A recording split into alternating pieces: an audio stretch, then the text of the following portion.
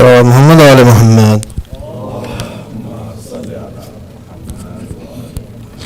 بسم الله الرحمن الرحيم. السلام عليكم ورحمة الله وبركاته.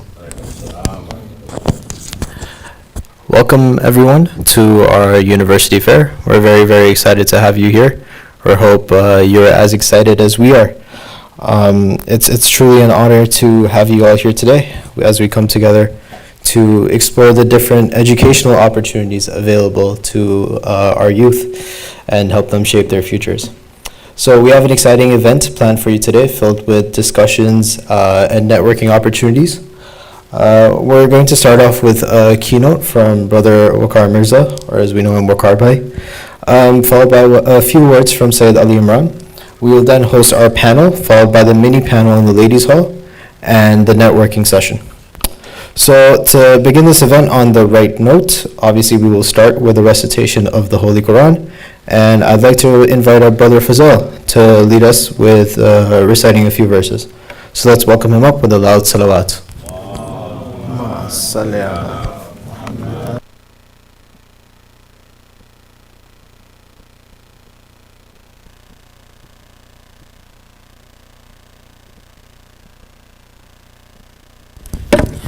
صلوا على محمد وآل محمد.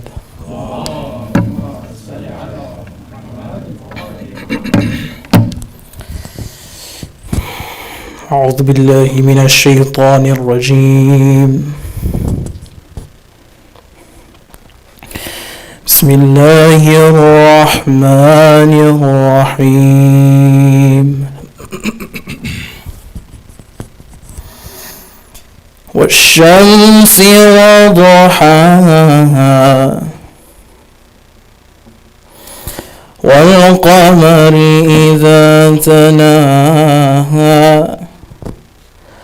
والنهار إذا جلاها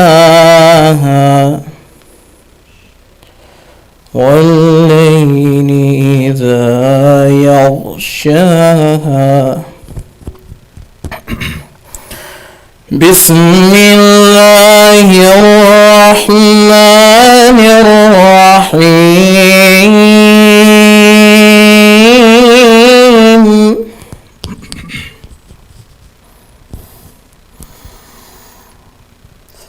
والشمس وضحاها والقمر إذا تلاها والنهار إذا جلاها والليل إذا يغشاها.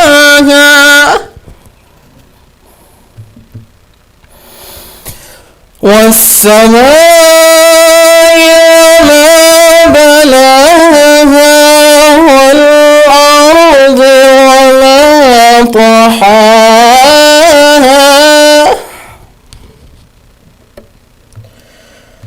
ونفس وما سواها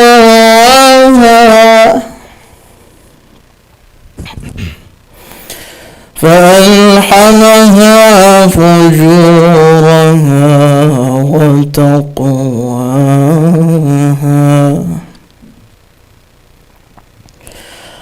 قد أفلح من زكاها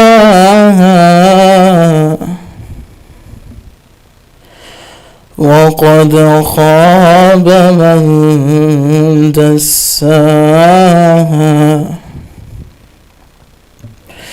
كذبت ثمود بطغواها إذ انبعث أشقاها فقال لهم رسول الله ناقة الله وسقياها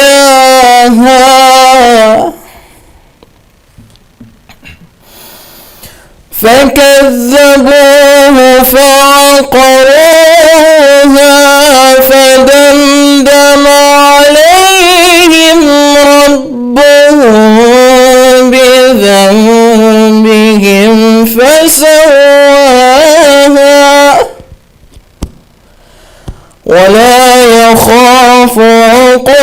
عقباها صدق الله العلي العظيم.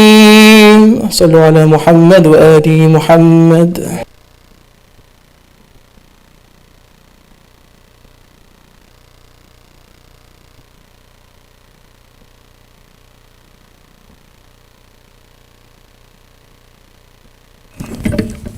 Jazakallah, thank you, Fazal, for that beautiful recitation. Now it's my pleasure to introduce our first speaker of the day, Brother Waqar Mirza. Waqar has a pretty impressive resume, but I'll try and cover it as much as I can.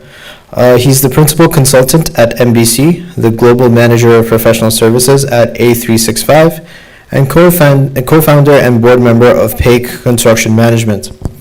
With over 20 years of experience at technology consulting, solution delivery, and entrepreneurship, Waqar specializes in bridging the gap between business and technology. His focus is on providing solutions that enhance efficiency, scalability, and optimize business processes. So please join me in welcoming Brother Waqar Mirza to the stage with a loud salawat.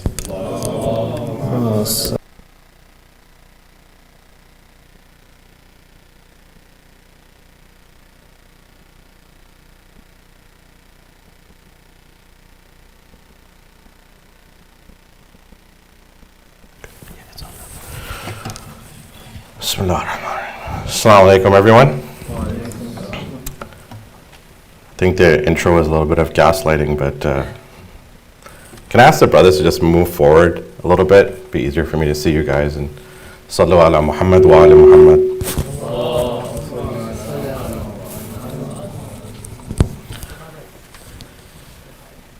The mic higher? Is that good? Yeah? First of all, assalamu alaikum to all of you brothers and sisters.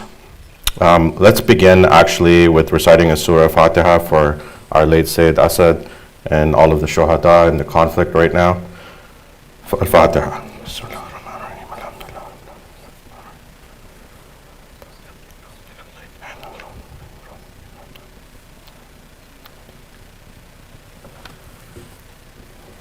Firstly, I'd like to thank the Youth Society for inviting me here to speak. I'll try and keep it as concise. I have quite a few slides. You can move forward to the agenda slide, Usher. I will endeavor to cover this as in much detail as I can, basically from my own learnings and insights and experience, and then correlating it a little bit to Islam, right? One of the reasons we're here doing a university affair or any program within the center is because you have your regular, thought process that you build in school and so on and so forth and in your careers, but it's important to realize that everything relates back to God. And because we want to be God conscious, it's super important that we follow that sort of trajectory. I'll talk a little bit about my profile, education and knowledge seeking, the career path and the entrepreneur path, and what that looks like. And what I call the goalposts, like what are we trying to do here today? Moving forward into my profile, as was mentioned, I've spent the last 20 years in technology consulting. Now I feel a little old up here. I've been involved in many entrepreneurial activities, starting my own companies, being part of different boards.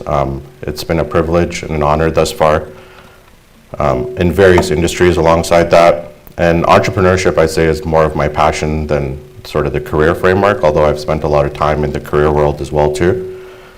And also I've been fortunate to be part of the Al-Mahdi Society a number of years ago and part of various subcommittees within the Al-Mahdi Islamic Community Center. And that is also part of my philanthropy and passion. Thank you. Another thing I'd like to say is that I'm probably not the best person to be standing here in front of you guys. There's a lot more distinguished personalities within the community. So I considered it an honor when Usher came up to me and said, really want you to speak, so I'll do my best to impart that. Moving forward to the next slide, you'll see a bunch of logos on the screen. That's my ego shouting out at everyone. But alhamdulillah, I've been privileged to either consult directly for, work with, or indirectly many of the logos that you see up there. Is it echoing too much, guys? Yeah? More higher? Sallu ala Muhammad wa ala Muhammad. Is that better? Yeah? Okay. Some of these companies at the top, you'll see Page is one of the ones where we've co-founded, and some I work for, consult for otherwise. I won't go too much into the details, but just to give you an idea of sort of what my range has been. But let's get into the meat and potatoes of the presentation. We can move into the next slide about education and knowledge seeking, sort of why we're here in terms of the university fair.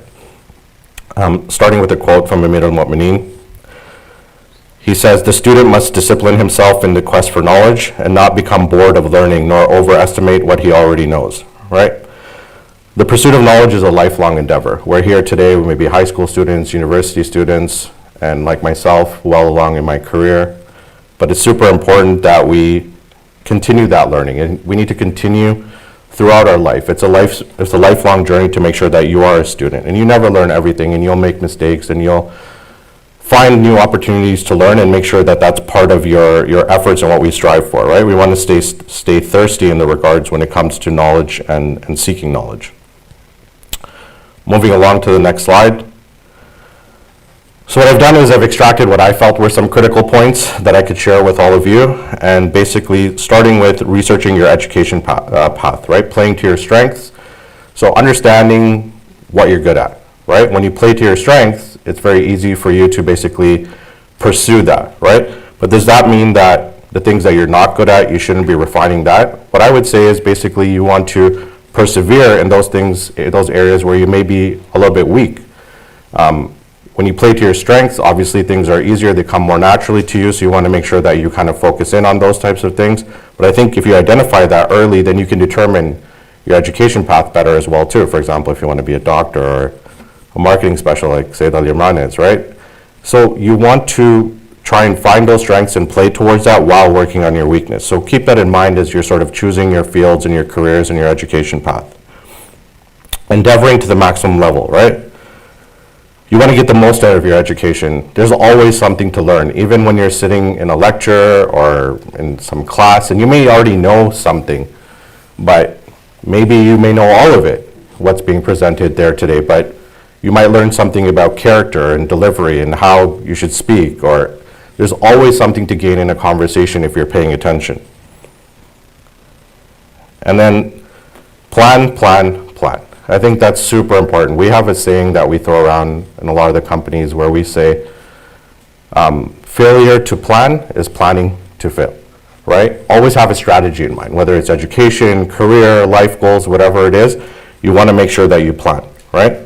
And there's a saying from Imam Ali alayhi salam, Allahumma salli ala Muhammadin wa ala Muhammad. He says, work for this world as if you will live forever, and work for the hereafter as if you will die tomorrow, right? So not only striving for that, but planning and strategizing, right? And understanding that we have an end goal, which we'll talk more about, which is our akhirah, but also in this life, we need to make sure that we plan and work hard and strategize at all times, and we're always delivering towards that.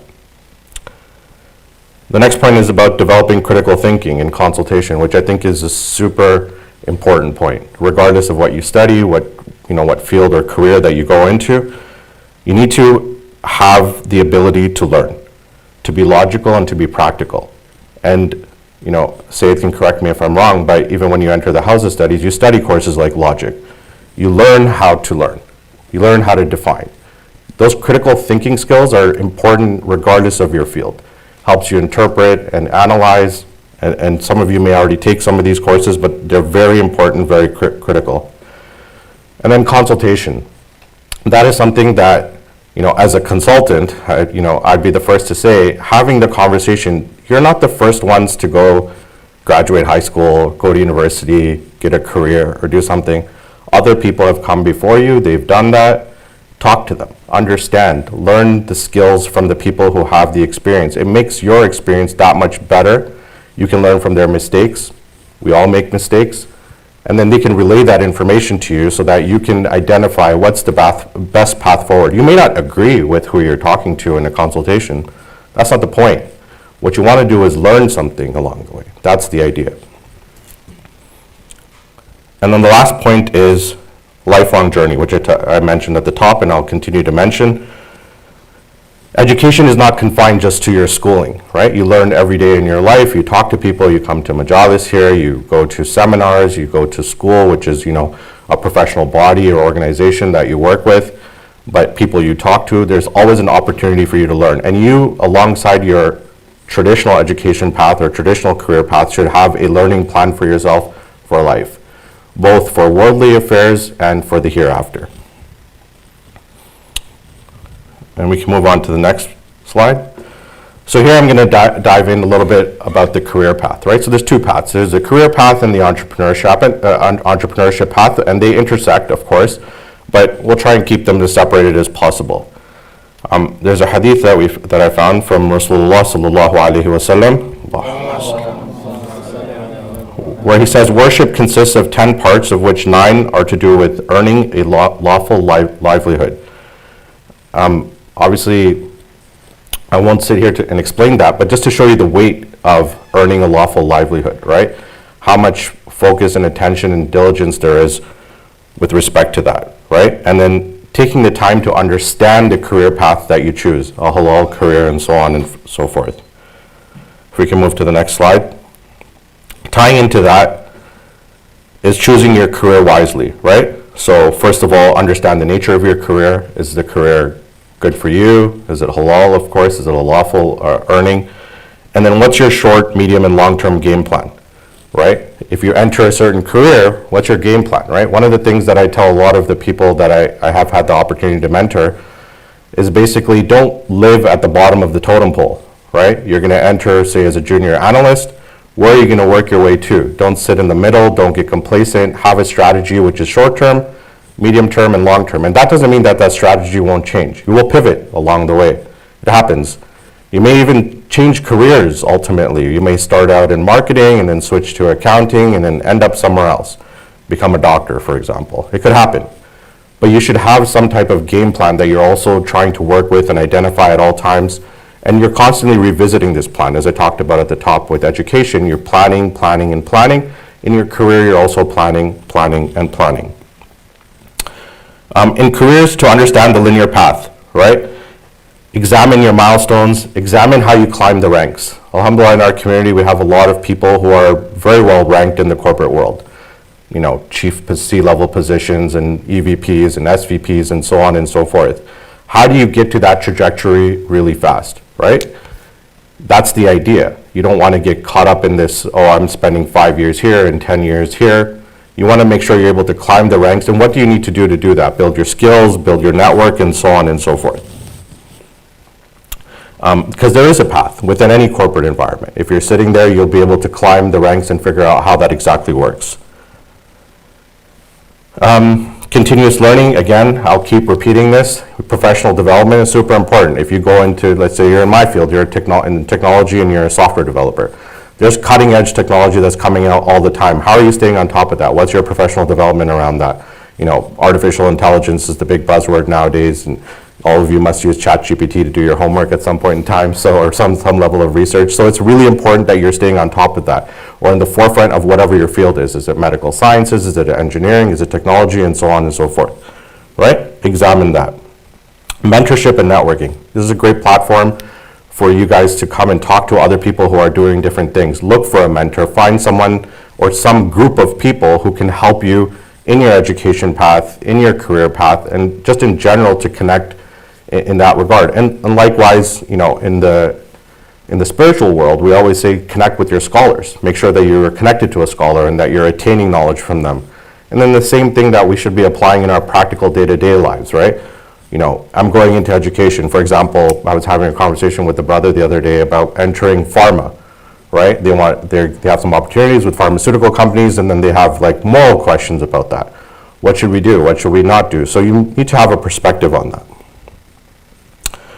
Work-life balance, right? When you enter, not just careers all across your life, but specifically as it relates to careers, sometimes I see some of our, young, bright minds give everything away. Remember, you have an employee-employer relationship with your circumstance, and you need to make sure that you're fulfilling with honor and with the right amount of diligence the job that you've been hired to do. And this doesn't mean don't go above and beyond, but if you continuously give away everything that's above and beyond, what are you receiving in return? Is that part of your plan? So, I don't know, as an example, I started as a junior analyst, and I want to work for 2 years, and then I want to move to a managerial position. And I work super hard. I'm working 18 hours a day. When I calculate my salary, I'm making $6 an hour, for example.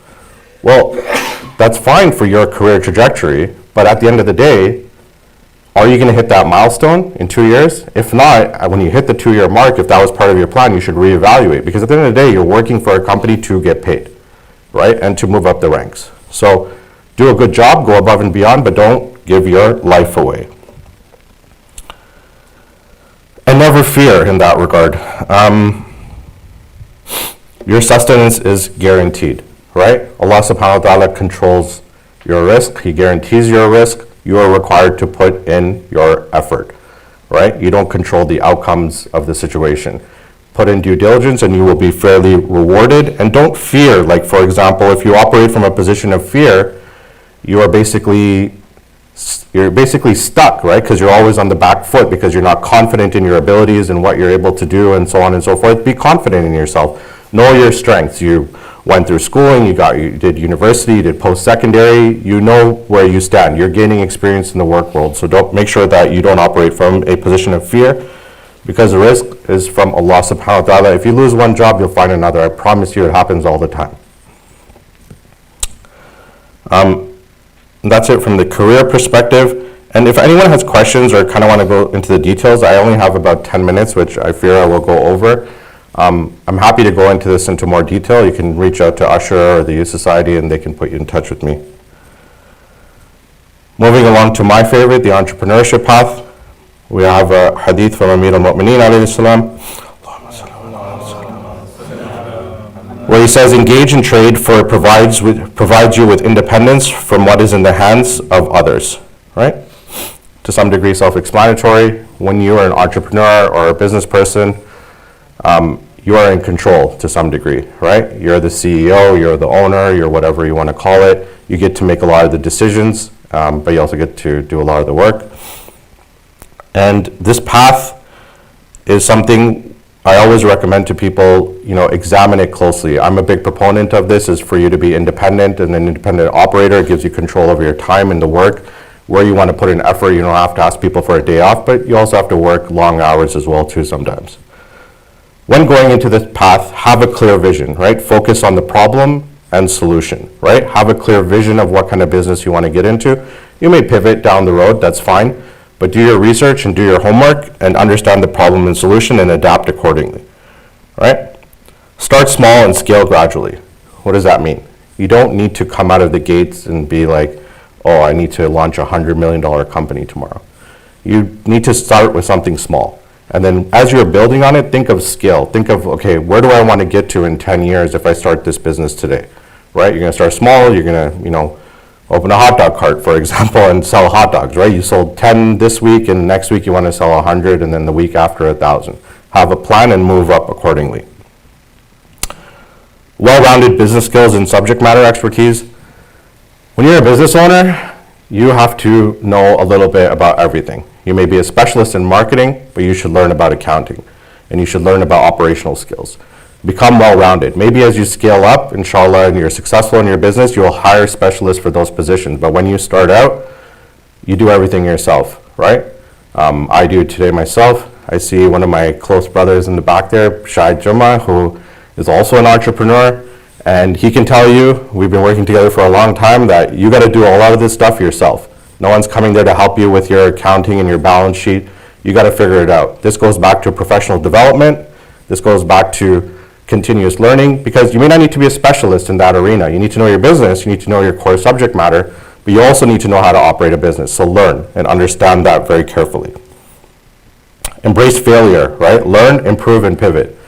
Failures are opportunities to learn. It happens to everyone, to the best of us. You fall, you examine the situation, and you pivot and you move forward.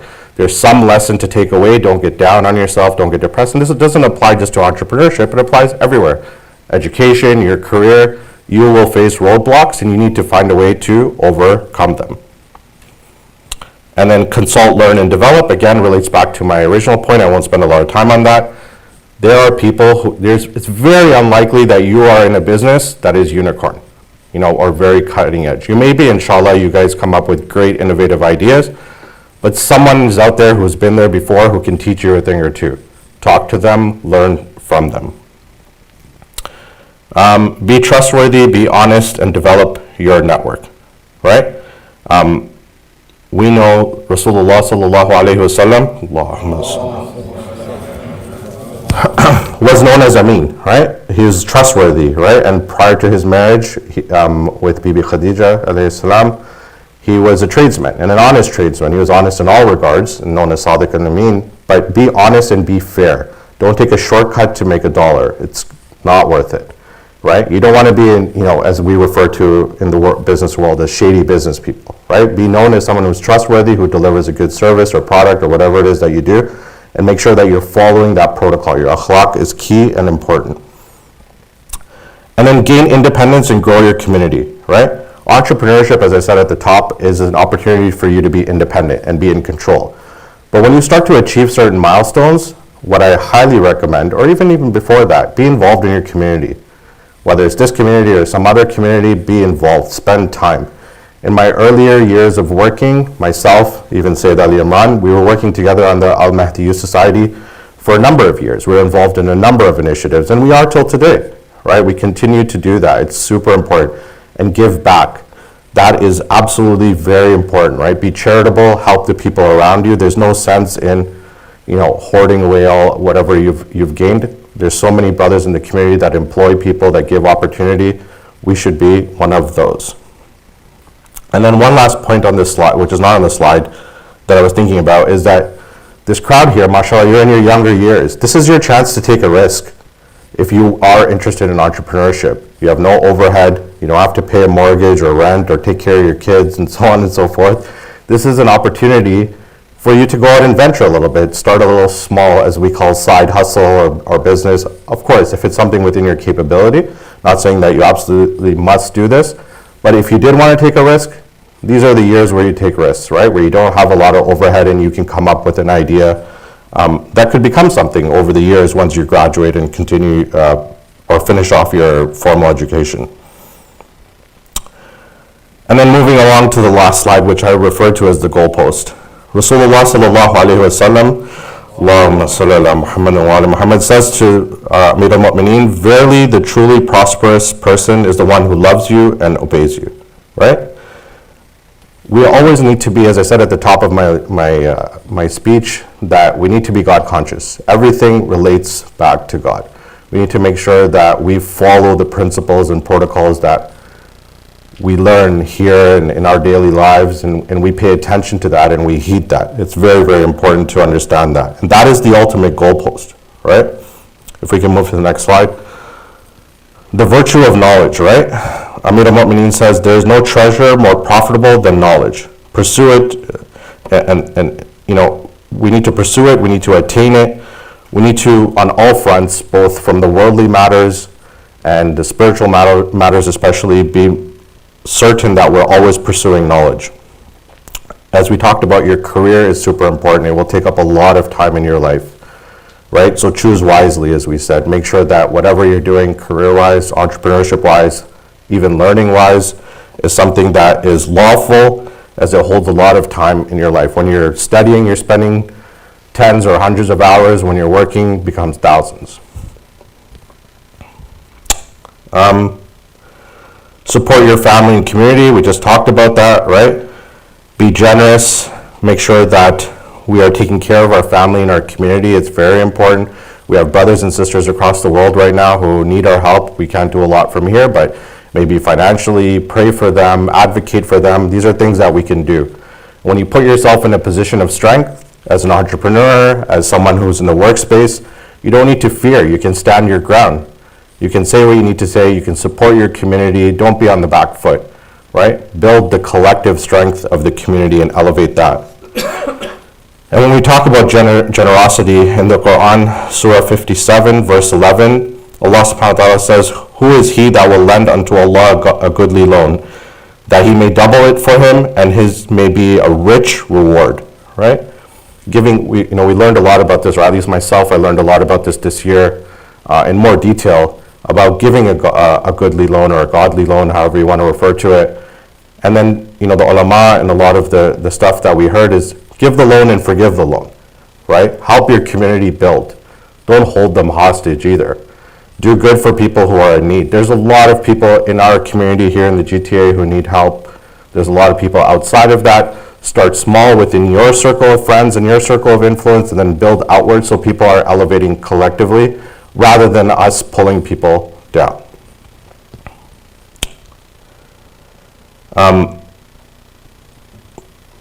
Don't let someone starve while you save for a rainy day, right?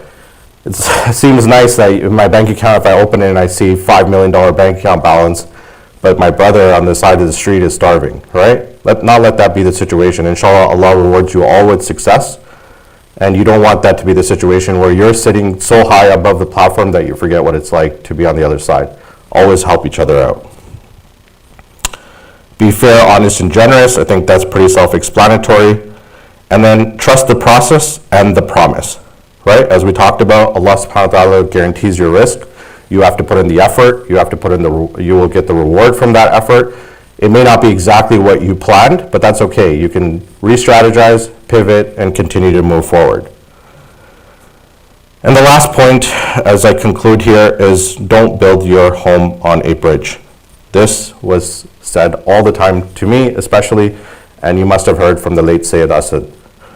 And he used to say that all the time, that our end goal is the akhirah, right? We want to use the tools and resources that we are given here in this world, in this life, to build our home at the end of the bridge. Not on the bridge. It's nice, you can reward yourself here, you can have nice things, you can have a nice house, you can have all of that, but don't lose sight of the goalposts. Once again, that's it for my presentation. I'd like to thank the Youth Society and all of you for listening. May Allah reward all of you. May Allah give all of us tawfiqat. And inshallah, if anyone has any questions after, please reach out to me. I'll be happy to have a conversation. Salawat ala Muhammad wa ala Muhammad.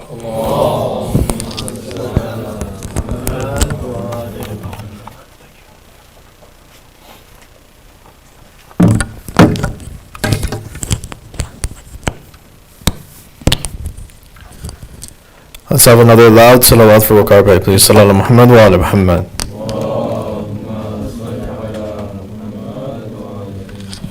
Thank you, Waqar Bhai, for your insightful words.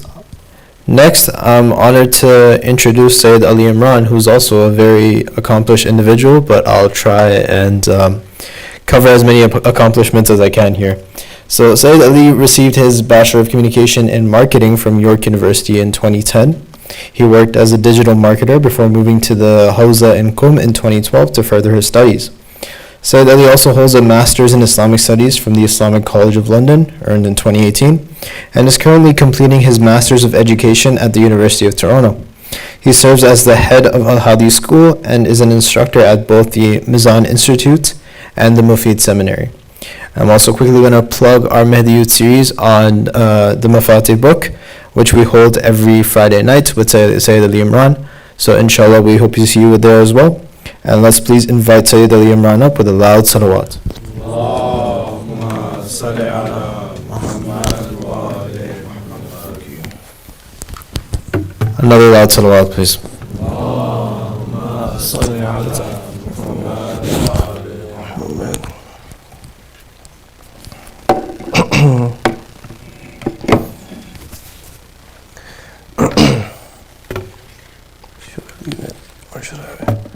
Okay. أعوذ بالله من الشيطان الرجيم بسم الله الرحمن الرحيم والصلاة والسلام على سيدنا ونبينا محمد وآله الطاهرين اللهم صل على محمد وآل محمد. Assalamu alaikum, brothers and sisters. Thank you for having me here. As you know, when Brother Waqar was speaking, I was getting a lot of nostalgia because interestingly we've hosted so many university career events, and ironically, like many South Asian fathers would do, my dad also expected me to become a chartered accountant and go into accounting, and it was actually a career fair at council where one of the sisters from our community came and she introduced internet marketing, digital marketing, and I was like, oh, this kind of sounds interesting, because I was always on the internet anyways. And I was like, this sounds interesting, and then lo and behold, I gone to university, I changed my degree from accounting to marketing, and then I got into internet marketing. After that, I don't know what happened. I ended up in Iran somehow after that. But khair, anyways, I'll try to keep this presentation very short. I kind of quickly prepared it last night. It's a lot of ideas and a lot of thoughts in my mind that I wanted to kind of quickly present today. And the topic title might sound a little bit complicated, but it's not that complicated. The functional hierarchy of society and the division of academic disciplines. So if we move to the first slide, inshallah. There's the ayah in the Quran from Surah Qasas, where Allah says, وَابْتَغِي فِيمَا آتَاكَ اللَّهُ دَارَ الْآخِرَةِ. That, seek what, basically seek a reward in the hereafter. Live your life seeking the rewards in the day of judgment, in the akhirah, But then he says, Allah subhanahu wa ta'ala says, وَلَا تَنْسَ نَصِيبَكَ مِنَ الدُّنْيَا. But while you are trying to seek this, inshallah, a good afterlife, don't forget your share in this dunya. Okay, don't forget about the dunya. You have to make sure that your dunya is also good. That is not something you kind of overlook and become negligent towards, for the sake of the akhirah. And in light of this verse of the Quran, there is a 5th century philosopher, Abbasid era philosopher, somebody who lived in the golden age of Islam. Okay, so you must be wondering, the golden age of Islam, which was 12th century Gregorian calendar and 5th century Hijri calendar. That what was a philosopher and an intellectual and a thinker thinking about universities and studies and society at that time? So there's a philosopher by the name of Ibn Hamdun, and he has a book called At-Tazkiratul Hamduniyya. And he starts talking about society and knowledge and education and all of these things. And I've just quoted one line from him, and he says something very interesting. He says, مَقَاصِدُ الْخَلْقِ مَجْمُوعَةٌ فِي الدِّينِ وَالدُّنْيَا. That the purpose of creation, our purpose in this life, is gathered both in religion and in the dunya. Deen and the dunya. As I just quoted the ayat in Mafatihul Hayat on Friday as well, that Allah subhanahu wa ta'ala says that I created insan and jinn liya'budun, for worship. But then Allah also says in another ayah that I've created you in this world to build and revive this dunya. Okay, so he's kind of saying the same thing, that the point of us is to reconcile between the deen and the dunya. But then he says something very key, which I've highlighted in red. وَلَا يُوصَلْ إِلَى الدِّينِ إِلَّا بِالدُّنْيَا. That in fact, as a matter of fact, you cannot reach the deen except through the dunya. That if your wife, فَإِنَّهَا الطَّرِيقِ إِلَى الْآخِرَةِ. Because in fact, Allah has made this the vessel and the pathway and the medium to get to the akhirah. So if your dunya is not suitable, if your dunya is not good, if your dunya is in chaotic and in shambles, your akhirah will also be in shambles. So I'm just trying to give you their thought process at that time, an era where the Muslims were extremely powerful. Okay, so look at how they're thinking. That hey, you cannot reach the akhirah except for the dunya. So moving on, he continues. I'm just translating a little bit of the excerpts from it. So he starts explaining society. He says, okay, so let's look at society. How does society function? Now remember, this is 5th century, right? So there's a lot of things that are new in our day and age, but think about it in the 5th century. He says, okay, if you look at any society, you see that it has certain foundations and it has certain pillars that it's built upon. He gives an example. He says, for example, agriculture. Why? Because the agricultural industry is required for us to eat food. We need food to survive. It's a basic human necessity. Then he says, for example, the industry of construction, because humans need shelter. Humans need buildings. So just to live, have protection. Then he says, for example, politics. Politics itself is a fundamental basis of society, because politics is what brings society together. It creates order within society, and so on. He mentions other things as well, like military for defense and protection. He says, okay, so these are the foundations. Then he says, okay, but if you go a little bit deeper, these needs that human societies have, you need a certain level of skills to fulfill these needs. So that means now you need a development and a nurturing of skills. So he says, for example, you need blacksmithing. Okay, blacksmithing, why? Because you're going to need it to produce tools for agriculture, or you're going to need it to produce tools for warfare and defense. You're going to need it to build tools. Or spinning and weaving. You're going to need spinning, the skill of spinning, to weave clothes and to make fabric and to make carpets and to make all of these cloths. So look, you need skills. Or you need leadership. Okay, you need leadership. Leadership is a skill.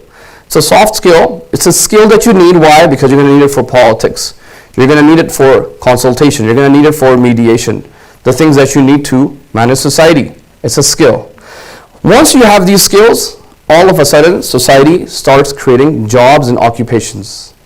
So, if you have a skill of baking, you can become a baker, making bread, naan, roti or whatever. Why? Because you have a skill of baking, and you can fulfill the need of the agricultural needs of society. Or for example, you become a tailor, a darzi. Why? Because now you have the skill of weaving, and we have a job in our society that someone can weave clothes, and then you will contribute to society's needs for clothing. And then you can start expanding yourselves. Today there's so many different industries and stuff. This, he's describing a very basic skeleton of how society operates. So link this with the ayah of the Quran. وَلَا تَنْسَ نَصِيبَكَ مِنَ الدُّنْيَا. Don't forget your share of the dunya. The dunya functions like this. We have a purpose in this world. We have goals in this world. Individual, family, communal, religious goals of the ummah. But all of them are going to take place and occur in this dunya. This dunya operates like this. Okay. Now, if we move to the next slide. In order to develop those skills, in order to understand the needs, in order to, for example, develop that skill set, you're going to have to obviously study and learn about them, right? It's not going to come, I don't know who was sitting in the audience, but maybe some of you might get ilham or wahi, but most of us are going to have to prime and effort and hours and study, because that way, when we introduce university courses or higher education courses to our community, they should know, they should be coming from a higher communal level. The community has these needs, and these are the skills that we need, and these are the fields that you can go into to gain these skills. And when you have a return on the investment that the society is doing, that the community is doing, that the political system is doing, you come back, you graduate, and you come back and you help your community. That's the whole process. So they came in with a division. They said, okay, when we pay attention, we notice that some sciences are theoretical. We notice that some sciences are theoretical subjects. And the theoretical subjects, you study them for the sake of them. Meaning they sort of help you purify your soul. For example, physics is known as a theoretical subject. Why? Because what do you do in physics? You are actually uncovering the reality of the material world. How does this material world function? What are the rules? What are the regulations? What are the laws? What are the different causes and effects? That's what you're doing in physics. Same with biology. You are uncovering. You're not creating any reality, right? You're not creating anything. Allah is the one who has created this cosmos. Biology, chemistry, physics, all of these, you are uncovering the realities. Okay, so it actually comes under theoretical. You're studying them for the sake of them. You're not inventing or creating or implementing anything in physics. I mean, as I'll discuss later on, obviously nowadays in these fields they combine practical, applied physics, applied chemistry. But think about it in a traditional sense. So they came up with this division. They said theoretical sciences, you have the higher sciences. And the highest science was basically philosophy and metaphysics. Why? Because metaphysics and philosophy teaches you about the world itself. What are the qualities of this world that I live in? What are the causes? What are the effects? What is the nature of existence? All of that stuff comes under philosophy. If you have that clear, rest of the things come or are built under the assumptions of higher philosophy.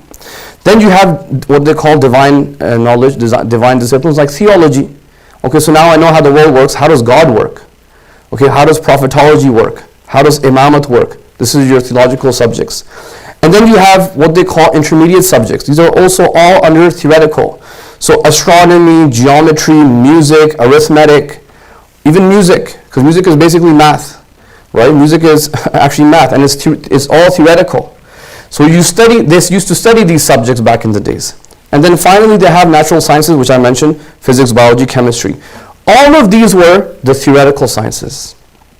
The sciences that help you uncover how creation works. Okay, but then you also had the practical sciences. Now that you know how the world works, what can I do to create things, invent things? How can I make my life better? Well, over there you had what they call the practical sciences. Number one discussion was basically ethics. Ethics is not just akhlaq, but anything. For example, even sociology was basically ethics. Psychology, applied psychology, is actually ethics. What do I need to do to get these humans to behave in a certain way? Marketing is actually applied psychology. It's a type of applied psychology, right? So ethics. Second was household management. So look, managerial jobs, family, spouse, religion. So schools comes over here, hospitals, all of these things that pertain to the family unit. How do you manage them? It's an applied subject. And then finally, they had politics. So politics, accounting, and political science, public policy, all of these things. Even the Sharia law comes over here in politics, because the Sharia law is applied. So you have the individual aspect and you have the communal aspect. The communal aspect of Sharia law is basically under politics. You govern a society. So now that that's clear, what I did last night, just a sort of thought experiment I did myself. I took the degrees from UFT, the different subjects that exist in UFT, the different degrees, and I said, for today's day and age, where would these degrees fit? Okay, if we took that framework. Obviously, that framework can be refined. It's a classical framework. That one was from Mullah Sadra, actually, the previous one. It can probably be refined and revisited because things have changed. But if we look at the degrees at UFT, okay, where would some of these degrees that you might be interested in, where would they fit? Okay, if you do a BA in philosophy or linguistics or psychology, you're coming under right at the top. Okay, philosophy, very obvious. Even linguistics comes under higher philosophy. Even logic comes under higher philosophy. These are tools, for, as Brother Waqar said, tools that teach you how to think, actually. There's the foundational subjects, and they're actually, if you notice, they are the most abstract subjects. They require you to just think. Philosophy is nothing, you don't really touch anything outside. Reason why psychology is a little bit, controversial. Is it physical, practical, or applied? But at least an aspect of psychology is definitely theoretical because it has to deal with the soul, and the soul is immaterial. So it comes under, but if you notice, I put an asterisk beside psychology because it's in theoretical and also it's in practical. If you do Islamic studies, biblical studies, Buddhist studies at UFC, well, that comes under the School of Divinity. Okay, the names are, by the way, these names are very old names, classical names. These universities were kind of like the houses back in the days. School of Divinity, same with Oxford, same with UFT. If you do astronomy, astronomical sciences, music theory, mathematics, computer science, civil engineering, all of these are actually the intermediate sciences.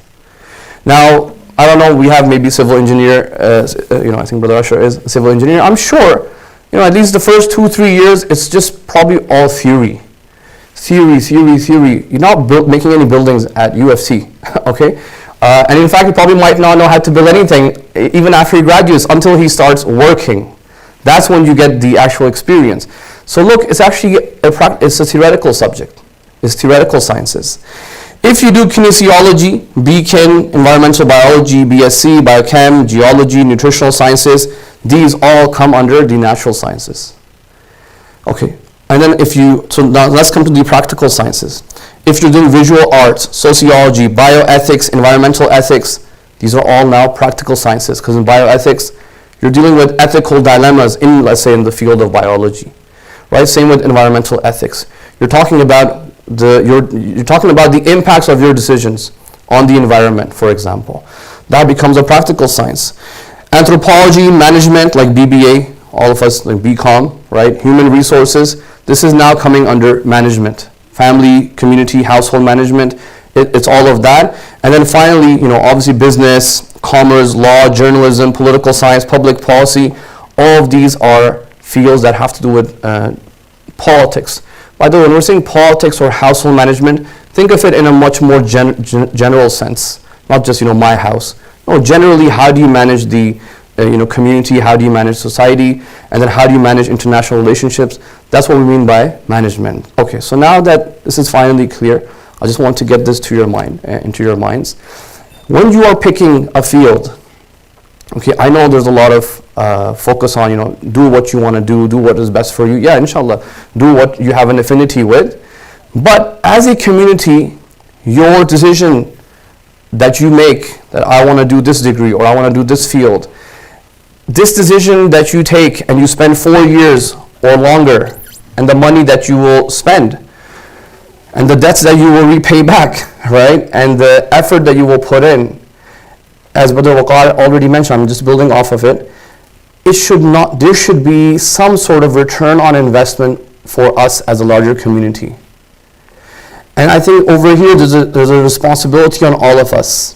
One, on the, let's say the seniors, let's say us, we're kind of like past that stage now, where we have to do the research and do a sort of needs analysis for our community, that hey, where do we want to see our community in the next 10, 15, 20, 30 years? What do we actually need? Right? Maybe, I don't know, somebody goes and does a degree in, I don't even know, music theory, let's say, music theory. Okay, somebody does music theory. Do we have a need, do we have an actual need for that in our community or no? I don't know actually. I can't just say no.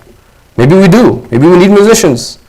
All the music and the nasheeds you guys listen to, the halal ones, I hope, they're not coming out of nowhere. Someone has studied the music and somebody has studied the art of it. Somebody knows how to play the instruments and then they created those tunes and the nasheeds and the lyrics and all that. Well, someone's clearly doing it, right? You're listening to them, you're thinking, I can't study music. Masalan. Until and unless we do a needs analysis on a communal level, we don't even know what we need. So what ends up happening, let's say my generation, all of us kind of did our own thing. And alhamdulillah, we have, alhamdulillah, good skills, good knowledge, good experience as well. But I think we're still struggling in bringing and gathering all of that knowledge and expertise and the skill set back into the community. How can we leverage all of this? Right, as Brother Waqar, very experienced, many other like Brother Waqar as well in the community. How do we bring all of this resource, how do we pool all of these resources? For all of you, inshallah, when you make a decision, yes, make decisions based off of your interests, based off of your affinities, but know the long-term, they should know the long-term game. Is there a need that I can fill with this skill, with these abilities, inshallah, in the next 4 years after I graduate? I'll give you a quick example and I'll wrap it up. Many sisters in our community do some very, highly qualified degrees. I don't know, doctors and nurses and this and that. And what I notice is that many of them are actually very traditional ladies.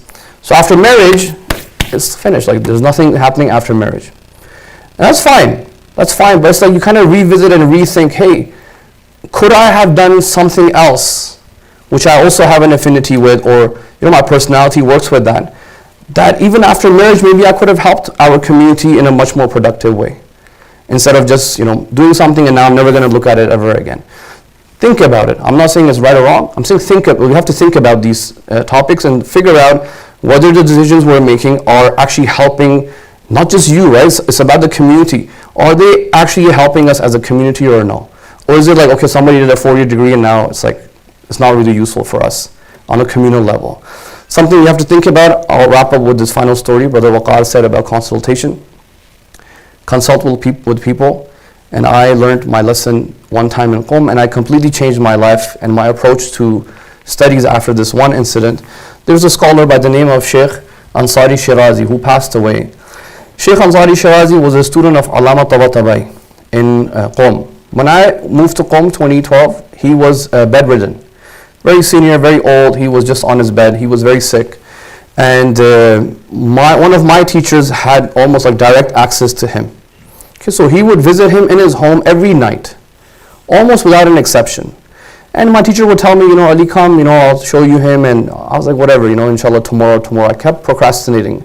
One of my friends also used to go as well. So I kept procrastinating. I said, inshallah, maybe next year, or sorry, maybe tomorrow, maybe next week. Tonight I'm busy, this, that. And then, one night I did try to go with one of my friends, not with my teacher. If I had gone with my teacher, I would have probably gone with my friend, and they said, he's not feeling well today. Even though that same evening he met my teacher. And I kept making excuses until one day he passed away. And the only picture I have is actually me with his janazah outside the haram. And the whole time I had the most guilty feeling in my heart that I had an entire year just to go visit him, because he was one of the closest students of Allama Tabatabai, direct students, one of those who studied Al-Mizan with him. Like, he was one of those close students. And I could have learned a lot from him just even by interacting. And I didn't do it because of my laziness or whatever. And I was like, wow, I'm seeing him at his janazah when he's being buried now. And brothers and sisters, that 1 year of this incident that happened, I then decided that from now on, any opportunity I get to meet any alim, I don't care what school of thought they're from, Shia, Sunni, within the Shia, the 20 different camps that exist, any alim that I can learn anything from. As Brother Waqar said, you don't have to agree with everyone, but you learn a lot of things. I then decided that I will go and not waste any opportunity whenever it's presented to me. Alhamdulillah, the next 7-8 years in Qom, I went to so many different institutes, met so many different people, ulama, scholars, academics, and whatnot. But it was because of this one incident where I realized, when Allah subhanahu wa ta'ala presents you an opportunity, as Imam Ali says, that they fly away like clouds. Right? Before you know it, the opportunity is gone. Inshallah, I pray for all of you, for all of your success. All of you are very young. We have a lot of expertise in the community. Brother Waqar is one of them, other brothers as well. A lot of expertise. You have a lot of people to look up to, successful people in this deen and in the dunya as well, that I encourage all of you to seek help from them. You'd be surprised. They will be so excited to help you all out. All right? It's just a matter of reaching out to them, inshallah. That's all I'm going to share with you. Inshallah, we can end with a Fatiha for all the marhumin and of all those who are present, for Sayyid Asad Bhai, inshallah, and all the shuhada of Lebanon and Palestine and other places, Yemen, Pakistan, all the shuhada around the world, inshallah. Rahimallahu man qara al-Fatiha ma'a salawat. Allahumma salli ala Muhammad wa ala. Bismillah ar-Rahman ar-Rahim.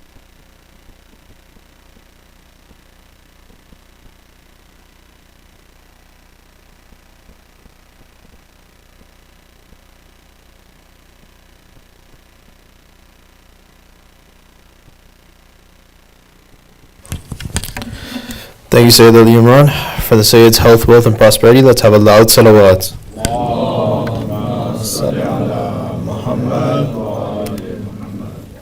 Now we're going to move on to our panel discussion, and we're very excited for this conversation because we have some very talented individuals coming up. We're going to be discussing personal experiences in navigating higher education, the challenges they may have faced, and the proper advice on how to choose a right path. So with a loud salawat, I'd like to welcome up our panelists, Yasin, Muntazir, and Sakina. Salawat ala Muhammad wa ala Muhammad. Allahumma salli ala Muhammad wa ala Muhammad. Another loud salawats, please. Allahumma salli ala Muhammad wa ala Muhammad. Let's have one more loud salawat. Allahumma salli ala Muhammad. That's all.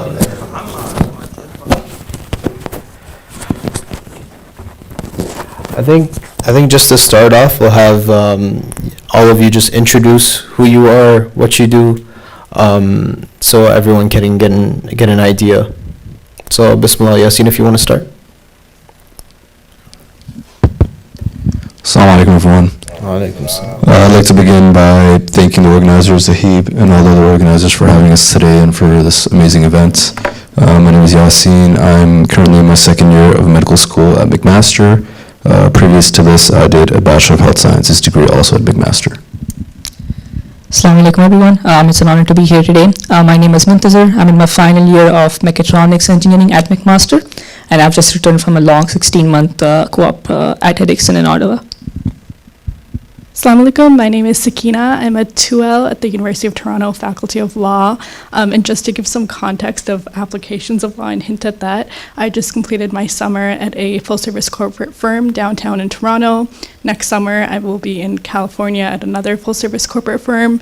At U of T, I'm also working with Downtown Legal Services, which is our affiliate clinic, and also the David Asper Center for Constitutional Rights. Jazakallah, thank you for that. So our first question over here, and by the way, for the audience, what we have is around 5 questions that us at Mehdi Youth have come up with. And then at the end, inshallah, we'll open up to you all to ask questions to the panelists yourselves. So the first question we have here is that can you share your experience in navigating the higher education landscape, whether it's your bachelor's or your professional schooling, Yasin, Sakina, to progress where you currently are, including any challenges you faced and how you overcame them?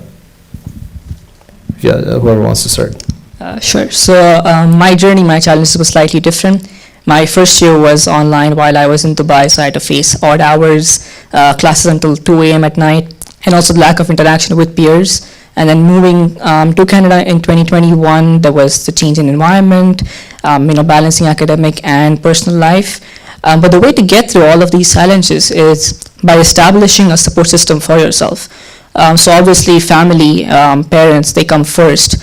But to be around those who have been through the same experiences as you or who are currently going through it, that's the way to get through it. For me, it was friends, seniors who've been through what I was going through at that time. But the biggest influence in my life was the McMaster Ahlul Bayt Society, which is MACE, where I was extremely beneficial to make friends and form brotherhoods with those who are part of the community there, and that was how I got through the challenges. So I would say it is mainly being able to adapt to the environment that you're in, being able to seek help when needed, and surrounding yourself with a good community.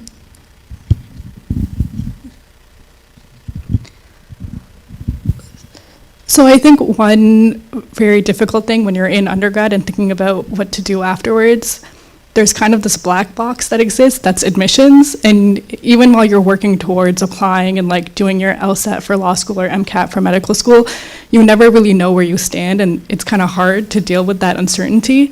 But one thing that I did to deal with that was kind of plan for all alternatives, because a lot of times we can get our heart set on one thing, and if that doesn't work out, you're kind of just stuck. But what helps a lot is thinking about, well, how can I be strategic about this? For me, I'm in law school now, but I had a little bit of a non-traditional route because my undergrad is in the sciences and biology. So when I was applying, I actually applied to both law school and medical school. And on the way, I was like, well, if I don't get in, what are some alternatives that I can do? So I looked at my degree and I was like, well, I can apply for a master's in sciences. I can apply for a policy degree. And just looking at the alternatives that do exist so that if your plan A doesn't work out, your plan B and plan C are still viable solutions. Yeah, I don't really have much to add to that. I'd say the one thing I will say is that oftentimes, especially in fields like medicine, it's really tough to get your foot in the door, especially in regards to things like research and projects such as that are quite difficult to get if you don't have any experience or you don't have any connections. There's a stat that goes around that in medical school, a majority of people in medical school have at least one parent who is a practicing doctor. I think the number is somewhere between 60 and 70%. I'm not someone like that. So oftentimes, getting that clinical experience or having the right connections, it might seem like a disadvantage. But I think in order to overcome it, sort of what's been mentioned in the previous presentations, it's all about reaching out. First of all, reaching out to anyone who you can find. And number 2, looking for resources within the community. I think you'll find as a Shia Muslim, if you reach out to other Shia Muslims and you let them know that you're from the same community, they're always very willing to help out and to guide you in the right direction. So just because as it's a continuum of the previous presentations, I'll just reiterate the point of having good mentors is really, really important. Jazakallah, thank you. The next question, what strategies or tools do you recommend for students to effectively manage their time, set goals, and stay motivated throughout their higher education journey? Because I think that's honestly something that many people might struggle with. Yeah, I'm probably the wrong person to ask this since I procrastinate my assignments until the end. So I think that's the advice number one, don't procrastinate. I do use tools like Google Calendar or Notion to keep myself up to date. Having friends around you from the same program is a good way to kind of stay up to date if you forget a deadline and they remind you at 12 p.m. when it's due in 11 hours from then. But yeah, stay motivated. For me, one way was having something to look forward to in the week, and that's still there. We have Thursday events at McMaster with the Maze community, and that's something I look forward to, and that's how I keep going during the week. Just adding to that, I think in the extracurriculars that you do pick, balancing that and academics, picking extracurriculars that you're actually interested in can go a long way.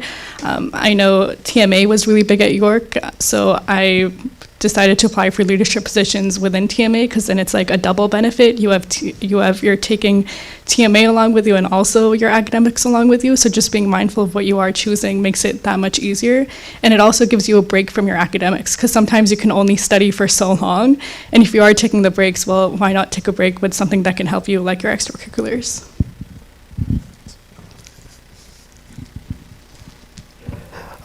Okay, yeah. So our next question is, what advice would you give to students who are exploring different paths within higher education, such as choosing a major or deciding between X or Y college or university?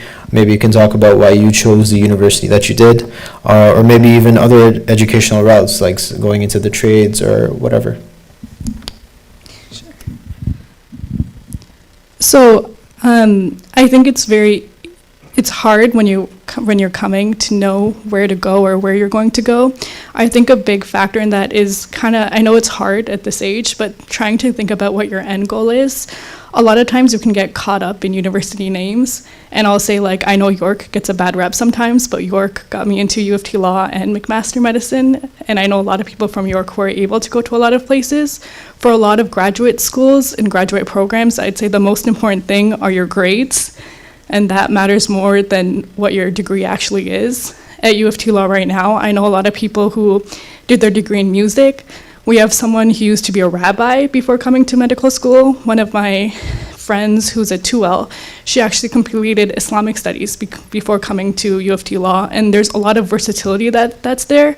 But the most important thing is your grades and thinking about, well, how can I prioritize that? And maybe if I'm at home, that'll help me prioritize that. Or if it's a subject that I like, I'll be doing better in that.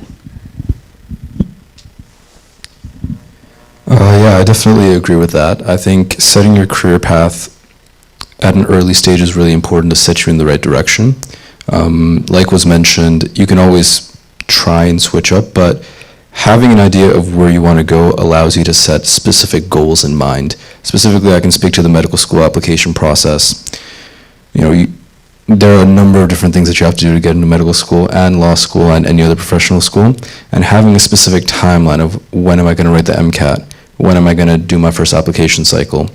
All those things are really important in order for you to make sure that you're hitting those milestones and that you're setting yourself up in the right direction. The other thing I'll say specifically for any high schoolers here is that when you enter your undergrad and you choose an undergraduate degree, that choice in itself can have a lot of implications in terms of things like GPA or future career prospects. So for example, when you're choosing an undergraduate degree, if you don't do something in engineering, it's going to be very difficult to become an engineer, right?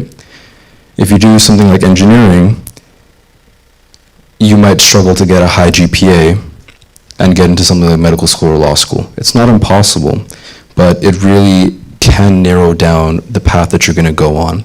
So that's why I'd say there's a lot of emphasis, especially in high school, to try and figure out the career path you want to go down, because that'll help you from making those choices that'll set you not necessarily on the wrong career path, but on the career path that's going to lead you to go through more obstacles than if you were able to select a career path that might be easier. Just because I mentioned the example of going into engineering, Munzer can speak to how difficult it might be to get a 4.0 GPA in engineering, Would you say it's easy? No comments. He said no comments. So that's really one of the main limiting factors, and that's why I'd say try and find out, especially at an event like this where you have access to people from a number of different backgrounds, speak to people, ask them about their career path, figure out, is this something that I want to do for the rest of my life potentially? And then that'll help you narrow down your career choices, and then also ask them questions like, what did you do for your undergrad? What would you recommend? And that'll help you kind of set yourself in the right direction. Mudazir, do you want to answer as well? Or? Sure, I think generally it can be like overwhelming whether you're applying to university for the first time or deciding on postgrad after that, and it's okay to be confused or find it challenging, which is why you have to, as everyone has said so far on the panel and the keynotes, that you have to consult, seek advice from people, and also realize that higher education is not a race, it's a journey. You need to find what fits you, but where do you fit best? What do I see myself doing after my degree for the rest of my life? It has to be something I enjoy pursuing. It may also not be like you could have a confusion between a passion and something you're good at, so also figuring out the middle way between the two. Sorry, I just wanted to add. I'm just going to add on to that. It's also okay right now to not know what you're doing. Up until my second year of undergrad, I had no idea what I was doing. And it's okay to change your major. I started out in chemistry, thinking I was going to go into academia in chemistry, and then I realized this is not for me. I changed my major second year, and then I applied broadly. Just one thing I would say, even if you're perfectly interested in an alternative career path, be mindful of what you need to achieve that and what requirements are actually in place. And I say this as someone who very last minute decided to write the MCAT, missed the sign-up date, was waitlisted, and then had to write my MCAT a week after my LSAT. And those are just stresses that you can avoid if you actually look into what things are necessary and what qualifications you need. Thank you so much. I guess, Muntazir, because you're in engineering, this question is more for you, but all of you can answer. Or can you speak to the importance of internships, research opportunities, extracurricular activities that helped you enhance your higher education experience and prepared you for your future careers? Yeah, I think internships and researchships are extremely important because they give you a real life feel of what you're actually going to be experiencing after graduation. Do I find this corporate culture I'm sitting in is something I want to do for the rest of my life? But more importantly are the clubs and extracurriculars that you can get involved in outside of academics, because not only does it give you a chance to network and work with students who share the same interests as you, you pick up skills from them. And it's a bonus for your GPA, but they also teach you a lot of stuff in the interactions and experiences and challenges that you have with the people.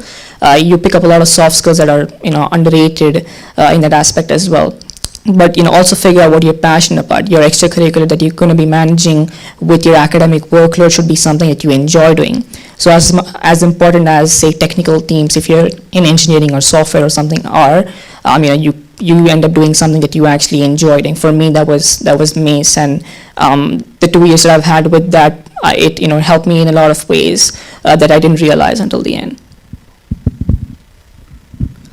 I think just from the law perspective, it doesn't really matter what your extracurriculars are tangibly. It can be any field as long as it's something that you're keeping up a commitment with, something you can talk about.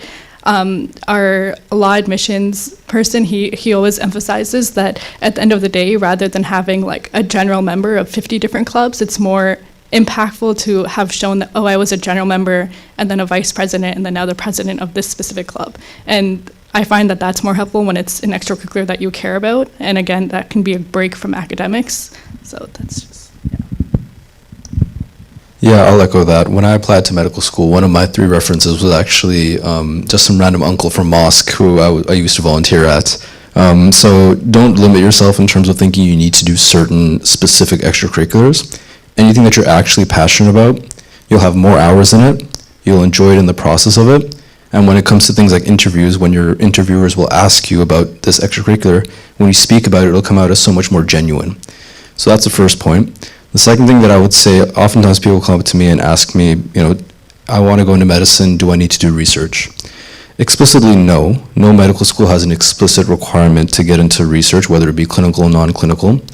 Research is useful in terms of, I'd say, a lot of physicians outside of family medicine, most specialties do have research involved, especially if you're working at a large academic center.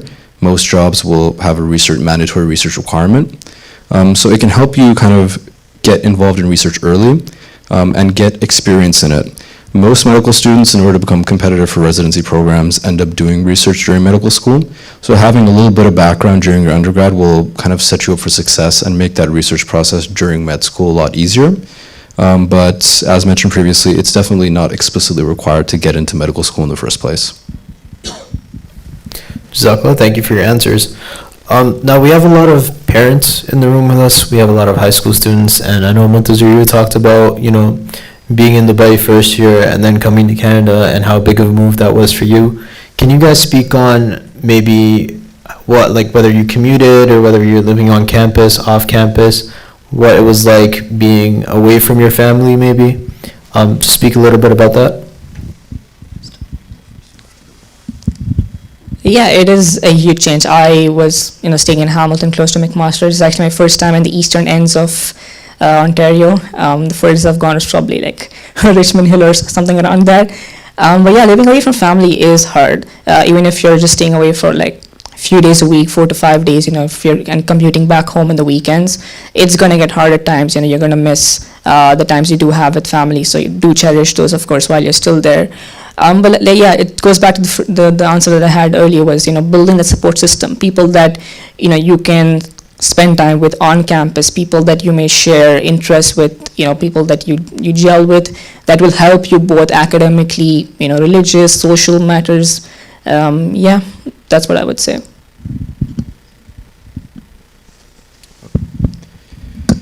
Yeah, just a little bit to add in terms of that. I was actually recently speaking to a family friend, son, who is in high school and who was applying for university right now, and he was asking me about what I would recommend him to go into in regards to undergrad programs to go into medicine. And I think a really important thing there are a number of different factors that you've got to consider. Moving away from home is difficult, but at the same time it builds character. Moving away from home might be difficult for you in terms of, you don't have your mom's cooking every single day. You might have to pay more, you might go in more debt. But don't make that necessarily a complete limiting factor. For example, this individual who I was talking to, he wanted to go to U of T for life sciences and wanted to go into medicine after.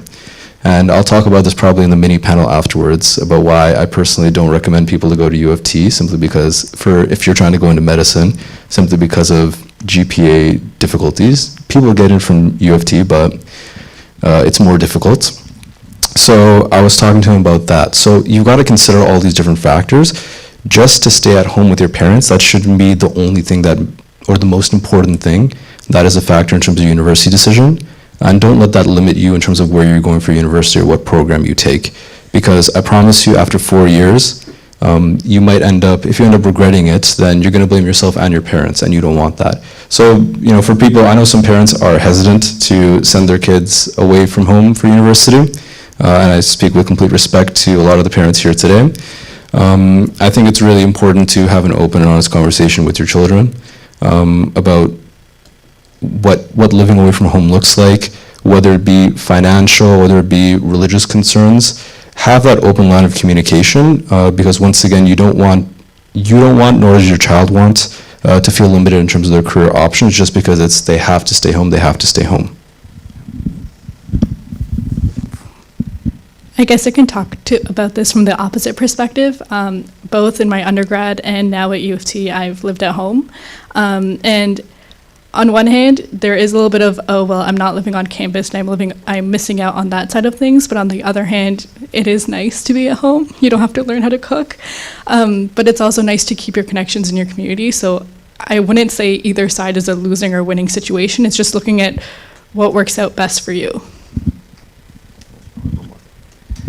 One last thing, if you as a person make the effort, you can still have a strong connection with your family at home. For example, I go to McMaster. I've been going there for I was there for 3 years from my undergrad and now 2 years at med school. So for 5 years, I've come back every single weekend. So So I haven't really felt that disconnect with my parents or with my family. So if you make that conscious effort, sure, it was annoying to drive for 2.5 hours in peak rush hour traffic on Friday afternoons. I know the 401 way too well because of that. But if you make that conscious effort, you can still have a connection with your family, with your home, and you don't necessarily have to make that sacrifice. So. Jazakallah, thank you. So those are all the questions that we have planned with us.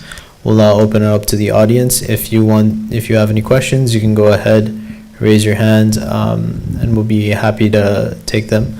Also have my phone number up here if you just want to text me the question, and then I can ask on your behalf. So please, Bismillah, go ahead.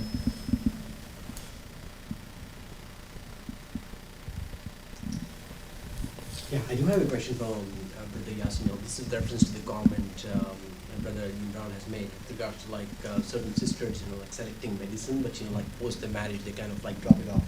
I just want to understand, like for me as a father of 3 daughters, I don't intend to put at least one of them into this field, right? Like, what kind of challenges sisters may get into, especially when they select the field of medicine? I think that's a great question.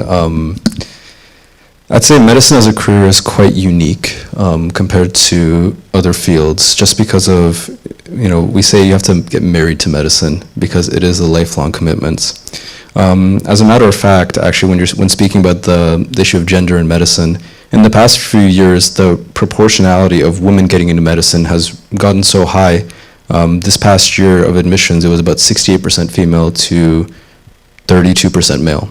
So it's rapidly approaching a 70-30 percentage mark. And that's just because women are much more interested in medicine than men in terms of the admission process.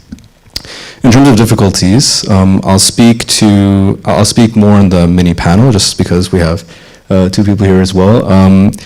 Medicine is definitely not easy, and the one thing I always tell everyone is, we have this traditional mindset especially in Desi culture and Arab culture of, you have 4 options as a career. It can be a doctor, engineer, lawyer, or a failure. And I find it kind of ironic that we have a future doctor, engineer, lawyer here on this panel today. But I think, you have to think about what does that entail, right? This isn't necessarily specific to women, but medicine outside of, I'd say, family medicine is quite difficult in terms of the hours. There's no surprise in terms of that. And I tell people that as much as your parents might push you into going into medicine, when you're on your mandatory surgery and internal medicine rotations in medical school, and you have a 24-hour call shift every 4 nights, and even outside of that, every day you're in the hospital from 6 a.m. until 8 p.m., staying overnight every 4 nights, your parents aren't going to do that for you. So that's what I'd say in terms of that first point that I wanted to, just that little disclaimer. In terms of women in medicine specifically, there's no question that the hours are difficult. I know but the representation specifically of Muslim women in medicine is increasing every year. In my class, I think there are about 10 Muslim women in my class. It's difficult, and it depends on what specialty you're going into, I'd say. And that's, I'd say, regardless for men or women. In terms of supports for women for having children and stuff, especially in residency, you do get support. Women get, in the current PARO guidelines, which is the resident union, they get up to a year off to have children and whatnot. I'll say everything in medicine is difficult, but it's just a case of if you are actually passionate about it enough, then that doesn't matter, right? That's why I say everyone who goes into medicine should do it because, respectfully, there's no other career that's going to make them happy because medicine is an absolute grind once you get in. But I'd say, specific to your question about women in medicine, people do it. It's just a question of what is your end goal, and also I'd say specialty really changes it a lot. If you want to be a cardiothoracic surgeon, it's going to be much more difficult to raise a family, whether you're a man or a woman, than if you're going to something like family practice. Yep. I'm just going to add on to that if you really have, for something as demanding as medicine, you really have to be into it. I applied to med school and law school. I got into both. I told my parents I was not going to medical school, which was not an easy discussion because, of course, who would not want to? But at the same time, you have to remember that other part of that commitment and really, because you are putting a lot of time into it and you don't want to go in the door already double-minded about it. So thank you for that. There's one audience question here about the Shia organizations on campus. Mudsar, I know you talked about Maze, and we touched upon TMA York for a bit. If you guys could go into specifics on maybe like what you did, what events on campus looked like for you, and how it helped you specifically. Sure. Sure. So I am, and I was the president of MACE, so 2 years running now. Alhamdulillah, and these communities on campuses are extremely important part of the support system that I mentioned. I think almost all the campuses now have a TMA. There was recently one launched at Sheridan a couple of weeks back. So you should go out of your way and try and connect. Whether you're a brother or a sister here. But in terms of events, what that looks like is most TMAs try and have regular either Thursday night discussion circles where you meet up for dua and you have discussions led by members of the community there, bringing up topics that will be relevant, both religiously and socially. Other than that, you have social events as well to kind of pull in the crowd, those who are not really keen on coming out of the much more religious side of things. You have collaborative events between campuses too. TMA, York, UTM, the ones that are close in downtown. They usually have events where you get to network and meet a lot of people. So getting out of your comfort zone is the thing that will allow you to benefit from these groups on campus, I would say. One aspect I just want to add to that. So I was at TMA York for a while. I was a marketing director, a VP of marketing, and then the president. One really great thing you get out of TMA besides the social aspect is mentorship. There were a few of us girls who were in biology, and we'd talk about like which profs do we want to take, which ones do you want to avoid, what courses do you need to have, and that helps you out a lot. We also have a lot of events aside from social events or networking events just on campus. One of our biggest events every year, I think on all downtown campuses, whether it be U of T, York, or Ryerson, we have the Arbaeen Awareness Event, which is basically there are these huge posters that go up and we hand out roses just to raise awareness about what Arbaeen is. And we actually get like a lot of visitors during that event. So there are a lot of benefits that you can get from TMAs or MACEs, and I'd really recommend checking them out. Yeah, just one quick last thing that I think is specific to McMaster. For reference, I was also on MACE. That's where I met Muntazir. I was Director of Operations last year. And specifically to McMaster, for example, we have 2 Shia masjids in Hamilton, but both of them in terms of commuting without a car are at least an hour away via bus. So on days like certain wiladat, it was not feasible to go to the mosque or the masjid. But we would host events on campus which would allow us to have religious events while being away from home, despite not having masjids close by. So that's where you can build that social support network and still be able to be in an environment where you're reciting the Quran every week and you just have the right people around you. Yeah, I'm not part of the panel, but I'll add on. Yasin and Muntazir are both very good friends of mine, and I met them at MACE. So if you guys, inshallah, do end up going to university, please, it's a great way to meet other Shia brothers. We have one more audience question here. What factors led you to choose the career that you did? I think being a bright student in class and being from an Indian family was kind of expected to get into engineering. Maybe if I look back, would I choose something different? Maybe, but it's not like I'm unhappy with my decision. I think the important thing is to figure out early on, what your interests are, and also, sometimes you got to convince your parents. I know Yasin and Sakina spoke about that. But yeah, you got to figure out in your high school years what's something that interests you. I know there's a lot of clubs here in Canada you guys have the opportunity to get involved in. I know from the engineering side of things, it's like FIRST robotics and stuff. So, just figuring out where your interests lie and what you're good at. Those are the factors that could lead you to picking the right decision. I think even in university, you have time to think about what you want to do and explore things. Originally, I think I said before that I was going to go into sciences and into academia in the sciences, but one of the clubs that I happened to stumble upon was like our pre-law society, where they mooted a lot. And mooting is basically where you pretend there's a fake court higher than the Supreme Court and you argue each side. And it's something that I totally stumbled into. I'd never thought of law seriously before, and then I did that, and I was like, oh, okay, this seems fun. It seems like a career can come out of this. But I just say that to show you that there are so many careers out there that you might not ever consider seriously, or you may not have even heard of, and just taking the step to explore what they are and seeing what sparks your interest can go a long way. Yeah, like I mentioned before, I think if you're going to medicine, it should be because there's nothing else that's going to make you happy as a career. Just because of the rigor of the entire process of becoming a doctor, especially in Canada, I think we have this premonition, especially I'd say the older generation, with all due respect, of doctors make money, they have great lives, they're the top of the food chain, of which I will say not all of them are true, especially in terms of things like money and stuff I'll address during the mini panel. During undergrad, I knew I wanted to do something in healthcare, and I think that's an important note. As a high schooler, if you're saying, oh, I want to be a doctor, I want to be a doctor, it's really too early for any high schooler to be able to comfortably say that. If you know you want to deal with patients, if you know you want to deal in healthcare, it's really important, explore every single route.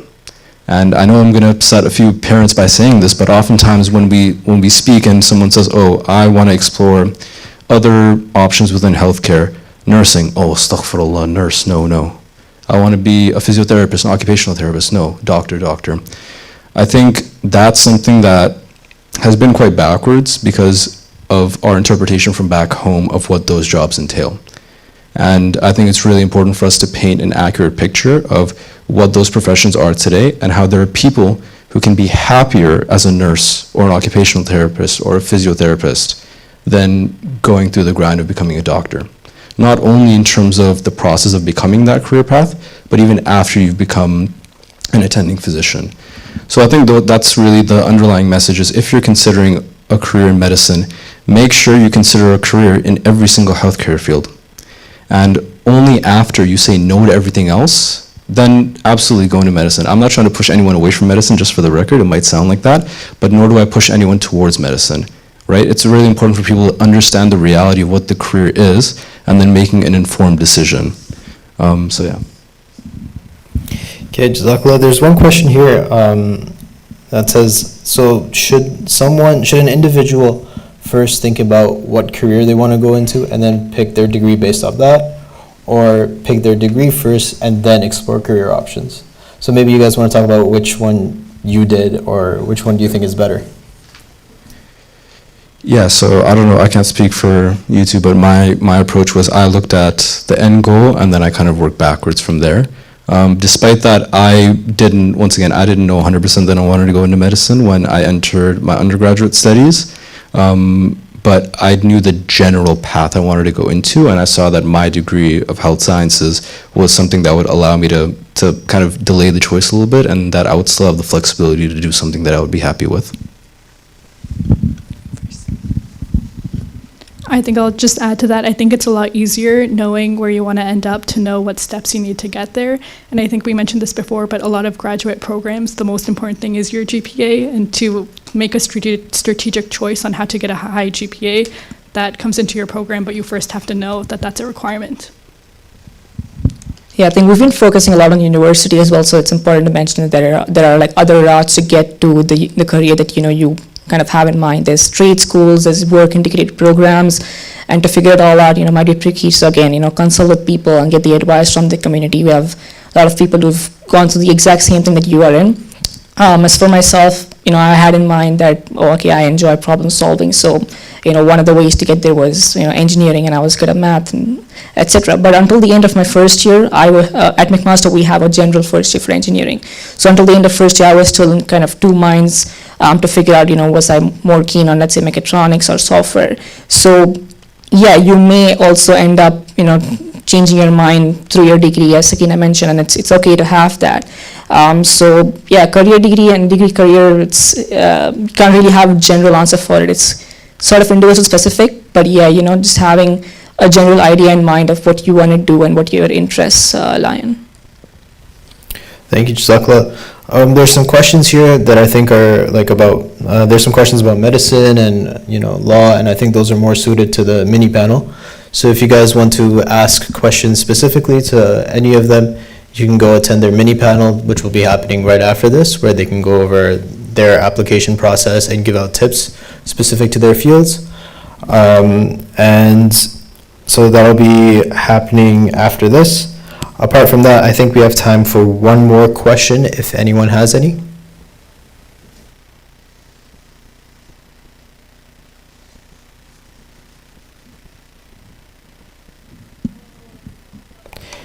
Yeah, I think the rest of the questions are specific, so we'll leave them for the mini panel. So apart from that, I'd like to thank all of you for sharing your valuable experiences and insights. I hope everyone in the audience found these discussions helpful and they feel more informed about the different educational paths that lie ahead of them. Before we move on, I want to take a moment to remind ourselves of the importance of unity and empathy in times of global hardship. As we come together to focus on our own academic and personal growth, let's not forget our brothers and sisters in Palestine and Lebanon who are currently facing unimaginable challenges.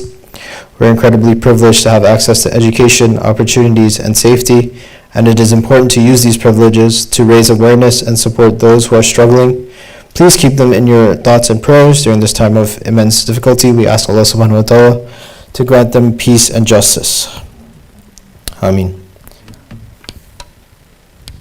We're now moving on to the networking part of the event, where, like I said, we're going to have the mini panel in the ladies' hall. There's also some snacks there, and we're going to have all our ambassadors on the tables that you guys can go and ask them questions. Yeah, like for those interested in diving deeper into specific fields of study, you can go ahead and check that out. And representatives from various fields will be available at their booths, ready to answer your questions, offer advice, and share their experiences. So feel free to move between the different booths, explore different disciplines, and ask any questions you have about programs that interest you. The booths will be open until 5 p.m. and we'll have the mini panels running alongside in the ladies' hall. So once again, thank you to our panelists and everyone for attending. Let's continue these important conversations, and please feel free to ask if you need assistance or anything, and enjoy the networking session and the mini panels, inshallah. Let's have a loud salawat.